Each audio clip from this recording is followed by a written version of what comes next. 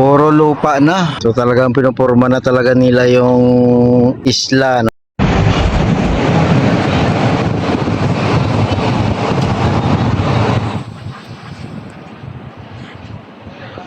And guys, mega love shoutout. Nandito tayo sa may likod ng MUA. Update natin itong reclamation dito. Matagal-tagal din na panahon na hindi tayo nakapag-update dito. So nagulat ako, ganito na yung itsura dito ng reclamation. Naglaho or nawala sa isang iglap ang dagat dito. Grabe, ganito na yung itsura ngayon dito sa may likod ng MUA. Ang reclamation na sinasagawa. Ganun na siya kalapad, guys, oh. So nawala na yung dagat. Parang ang dating dagat ay isang syudad na.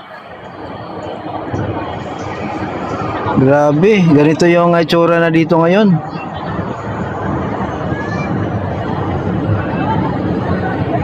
Oh, ang lawak-lawak na. Nasaan ang dagat yan? Ang dagat dati, akala mo ilog na lang.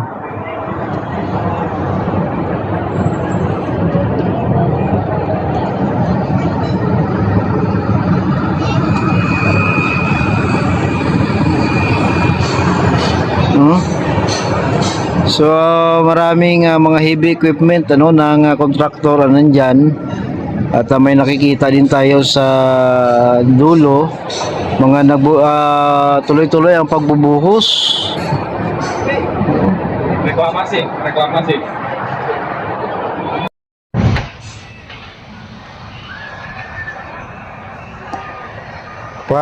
Parang kilan lang. Nakaupo ako dyan sa SM by the Bay, sa ilalim. Dagat pa yan ang nakikita ko, pero ngayon puro lupa na. Mga heavy equipment. Oh, yung mga barge nila, yung mga barko nila nandyan, oh. Grabe na, oh. Grabe na yung sistema or sitwasyon dito. Ang dagat ay naglaho na, puro na tambak. O, di ba?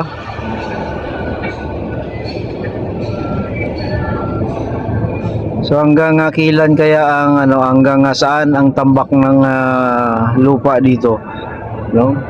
So dati itong SM by the Bay, diyan sa ilalim ay gilid ng dagat, pero ngayon wala na, no? Konting espasyo na lang, parang ilog na lang, no? Malapad pa yung Pasig River.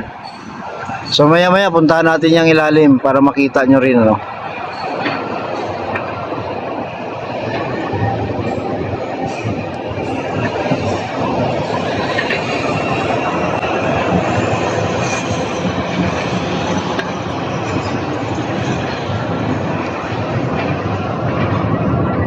Grabe na, kalapad na. Wala na yung dagat dyan dati.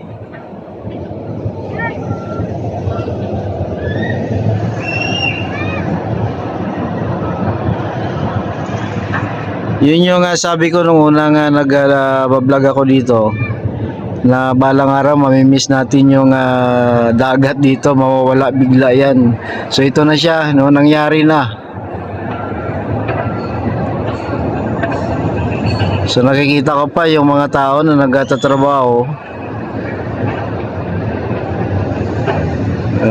Sari-saring may crane, may backhoe, may loader, no? Ang nakikita natin sa site, grabe. So maya baba ako, guys, at para makita natin ang malapitan yan, ano. Update muna tayo dito.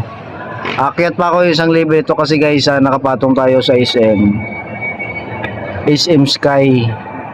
So akyat pa ako sa isang level, may mas mataas pa dito.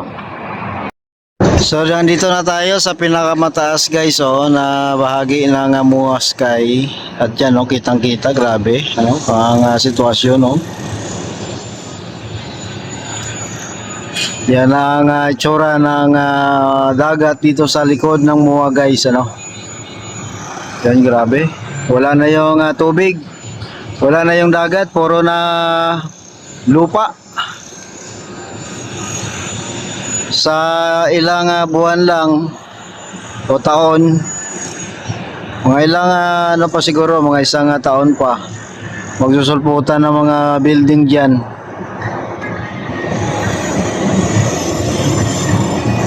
Oh, tuloy-tuloy pa rin yung pagbubuhos.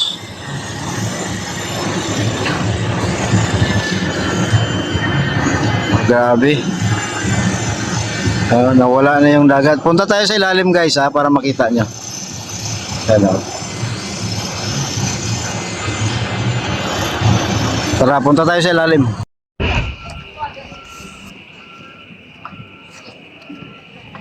So nandito na tayo sa ilalim guys, sa may East Aim by the Bay. So ito na yung sitwasyon. Kanina nakita natin yung top view. Dito na siya sa malapitan. Puro na lang heavy equipment ang nagtatrabaho. Sa kabila gumagawa na sila ng riprap, yung gilid ng dagat.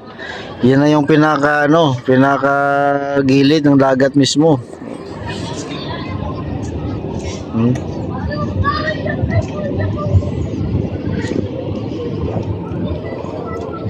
So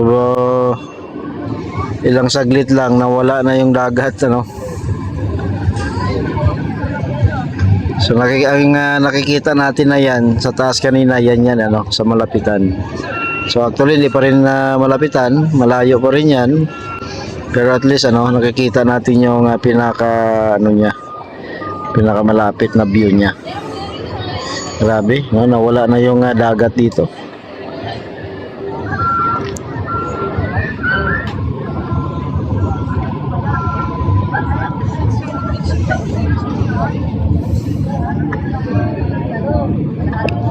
Itong space na yan, sadyang iniwan yan para hindi naman mawalan ang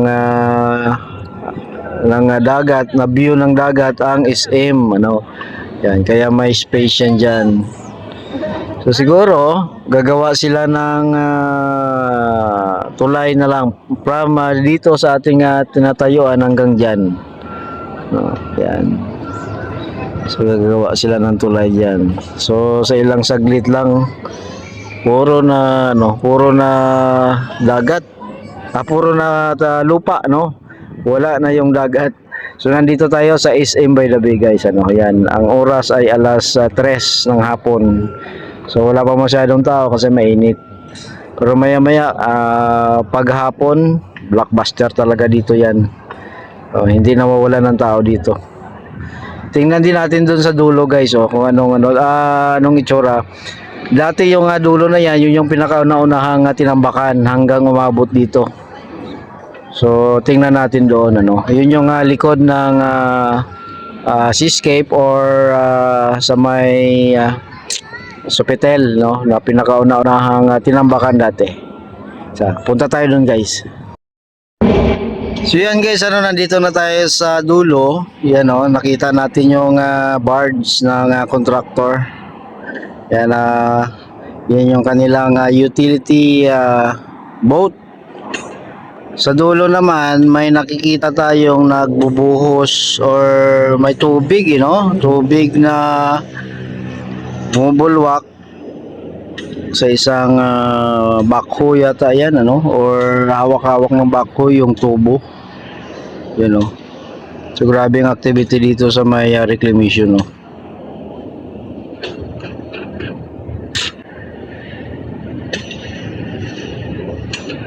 Dito naman puspusan ng trabaho ng backhoe, mga civil works.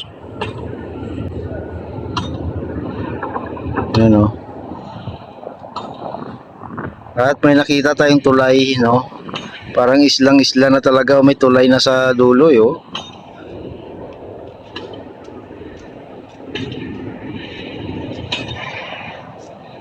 May nakita tayong tulay.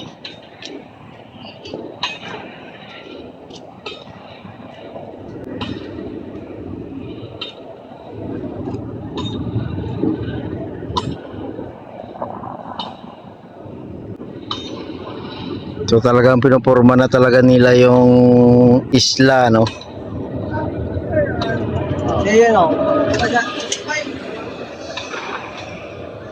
Yan. Sa sunod na mga taon yan, building na ang nagsulputan dyan. Ngayon tulay na, oh. May tulay na, oh. Yan.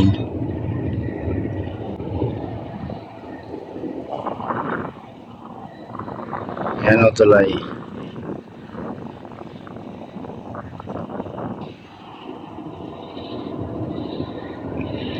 Di ba? So, sa sunod na mga taon, bida-bida na yung mga Chinese dito. May isla na sila malapit sa Pilipinas. Yan. So yan ang update dito guys, ano, sa reclamation. Salamat po, mag-ingat po tayo.